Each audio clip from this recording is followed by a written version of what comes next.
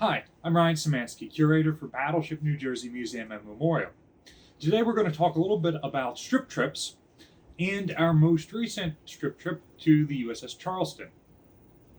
So, what I call a strip trip is often called an open house, and it's when the various reserve fleets allow museum ships like New Jersey to come and take parts off of the inactive ships that they're storing. The reserve fleets or mothball fleets are where decommissioned vessels are stored that may be brought back to active service, whether by the US military or even ships that are awaiting sale to foreign countries. For example, here at the Philadelphia Navy Yard, where we often have our strip trips, there are a number of Oliver Hazard Perry class frigates that are awaiting sale to places like Turkey, Pakistan, and Taiwan. Other ships are around in case we get into another shooting war and we need them, but then as they approach a certain age, the Navy chooses to dispose of them.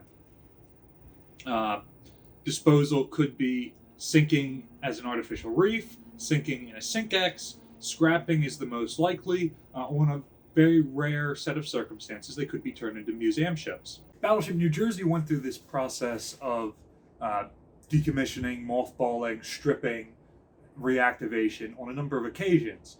And the final time, in 1999, it was decided to take her from the mothball fleet and turn her into the museum ship we have now.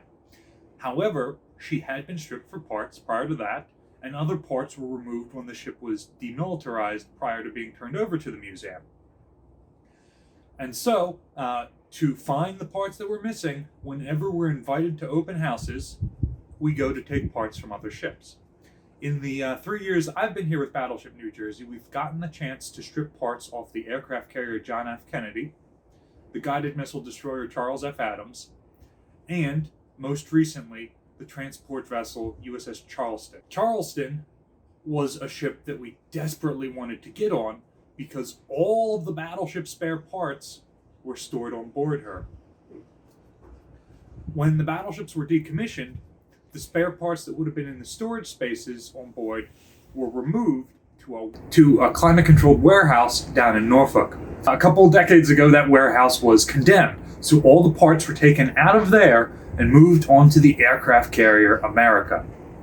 And they were spread out along the hangar, and the hangar was relatively climate-controlled because ships in mothball are dehumidified. And that way, if the Iowas were ever brought back, all the spare parts could just be loaded back on. America remains the only supercarrier to ever be SINKEXed, but prior to that happening, all the spare parts were craned off of her hangar and put into the cramped hold of Charleston. So no longer were they spread out, they're now stacked on top of each other in huge boxes. In 2009, Wisconsin was turned over to the city of Norfolk. The last of the battleships were finally inactive. In 2012, when the climate control system failed on Charleston, the Navy chose, because she was a ship that was going to be scrapped, full of parts for ships that the Navy no longer had in its inventory, the Navy chose to not fix that, and the parts were just left there. The ship is awaiting final disposition. She's already up for bid to be scrapped. So, with the help of Secretary of the Navy Brightway, the folks from NAVSEA, and the folks from Global who maintain the ships at the Philadelphia Navy Yard, the museum battleships were given the chance on short notice to go on board and strip parts. Initially, we were given 3 days. However, the final 2 days were snowed out by an unseasonal blizzard here in Philadelphia, and so the parts we were able to grab in the first day or so was all we were able to get. And that's some of the stuff around me right now. Charleston's hold, like I said earlier, had huge boxes stacked on top of each other, so we were only able to access the top boxes. In those boxes were other smaller boxes that were full of parts sealed up that we had to open to see what they were, or manuals and blueprints. All of the manuals and blueprints seemed to be from the battleships New Jersey and Missouri, which had both been on the West Coast and had been decommissioned prior to Iowa and Wisconsin. So it seems like all of the missing manuals from our log office, our engineering office, our damage control office, are on board All of those technical publications, thousands and thousands of volumes, are sitting in that unclimate-controlled hold of the ship.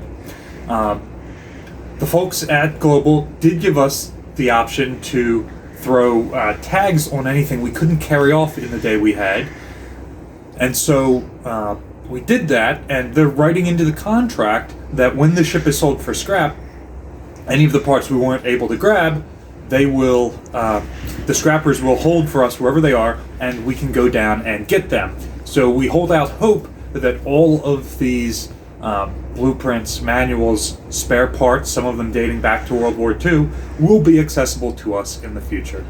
Some of the things are like this: toolboxes full of spare parts that might have even been removed from the earlier World War II battleships that were thrown into museums prior to New Jersey and stripped for parts when the Iowas were reactivated.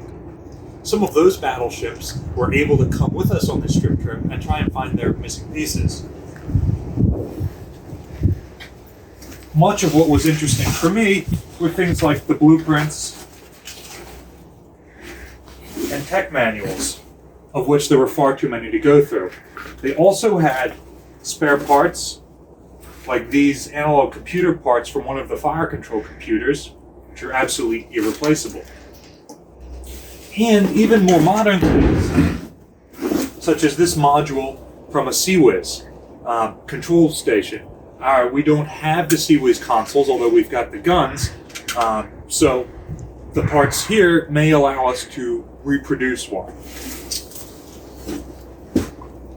One of my favorite things that we were able to grab are original World War II era gyro compass repeaters. Some of ours were stripped and are still empty, but this one is an original that was probably held in one of the spare parts rooms in case they broke.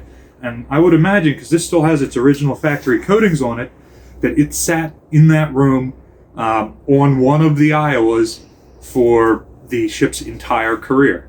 Thanks for watching. If you have any questions or comments about strip trips, let us know in the comments section down below.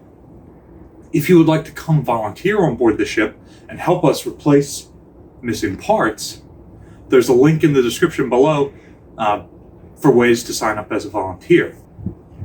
The Battleship receives operating support from the New Jersey Department of State, and also from viewers like you. There's a link in the description for a way you can donate that will not only support the museum, but also directly support our YouTube channel so that we can keep making multiple videos a week. And if you like the multiple videos a week, remember to like, share, and subscribe so you're notified when we put out new content. Thanks for watching.